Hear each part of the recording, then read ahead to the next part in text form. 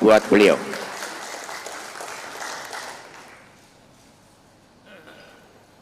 Assalamualaikum warahmatullahi wabarakatuh.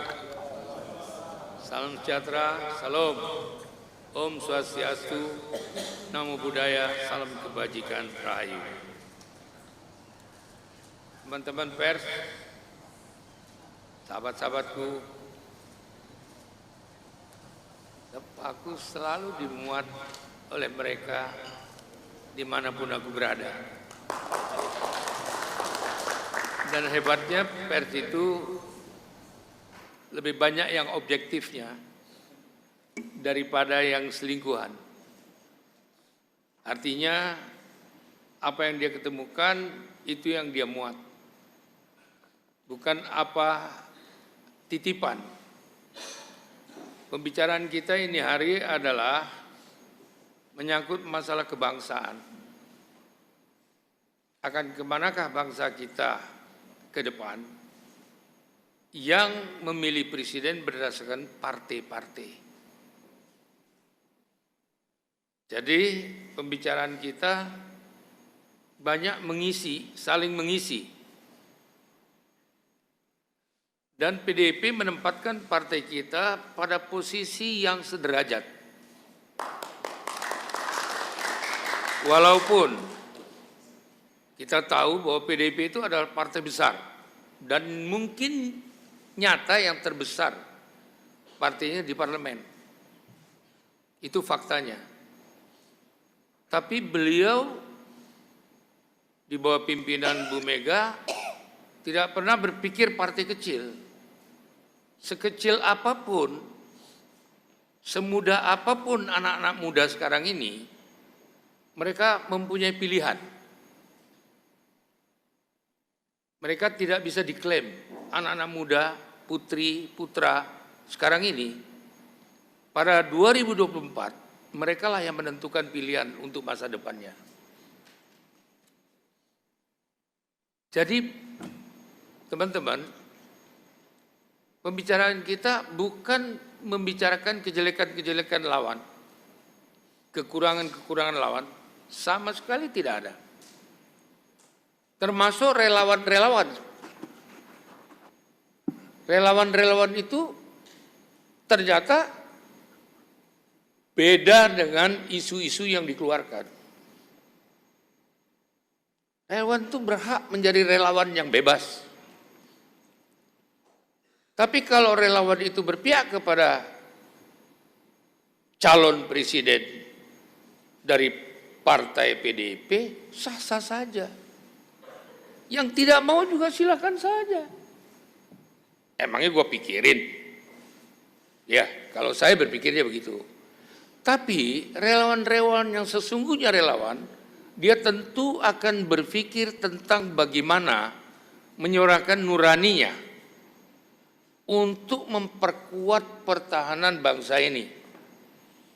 Itu tujuan dibentuknya relawan. Dan relawan itu memang harus dihargai. Tapi jangan lupa bahwa antara relawan dan sebuah partai, sekecil apapun partainya, itu bedanya. Itu saya nggak usah jelaskan. Tapi relawan-relawan ini perlu kita hargai, perlu kita ajak berdasarkan hati nuraninya mereka.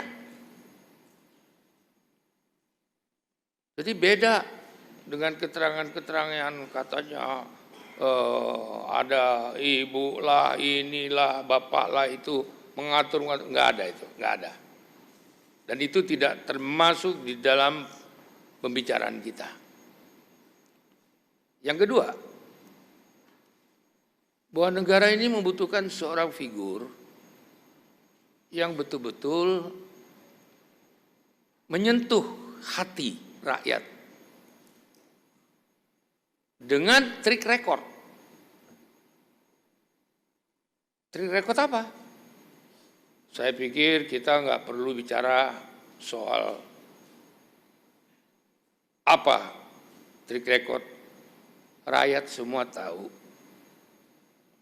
Dan rakyat yang cinta kepada bangsa ini pasti dia mengetahui kemana dia? Pasti. Karena rakyat kita udah pinter sekali sekarang. Jadi jangan dianggap rakyat yang kecil itu nggak mengerti, nggak. Ngerti mereka. Terus ada yang mengatakan, wah nanti ini akan ada pembiayaan. Ya pastilah itu, ada pembiayaan. Untuk mengumpulkan sesuatu itu harus keluar biaya. Dan itu sah-sah saja, tapi belum tentu milih loh.